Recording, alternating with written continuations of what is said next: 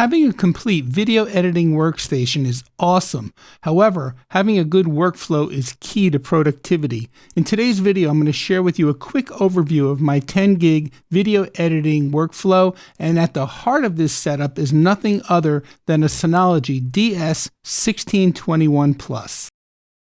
What makes this setup so ideal is the 10 gig backbone between the M1 Mac Studio and the Synology DS1621 Plus.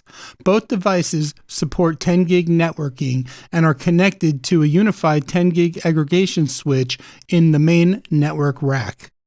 Looking at the info center on the Synology DS1621 Plus, the CPU is the AMD Ryzen V1500B. It's got 4 cores, 32 gig of RAM, and I added the Synology E10G 18-T2 10 gig networking card to the PCIe slot.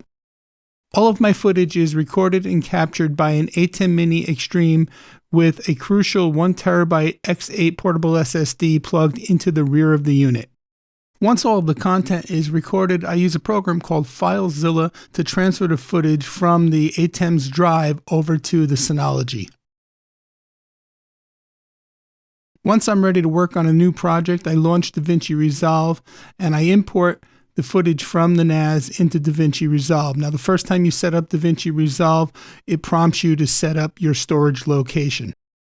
Editing and scrubbing through a 1080p timeline is no issue whatsoever, and I happen to have these applications open while doing so. And finally, for those tech geeks out there like me who are wondering, how do we really know you're running at 10 gig networking? Well, on the screen, we're going to run an IPERF test right before your eyes. The top half of the screen is the 1621 Plus listening on port 5201.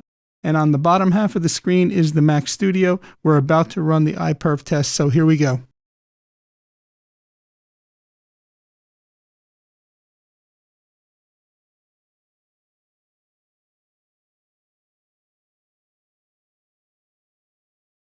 Okay, so there you have it.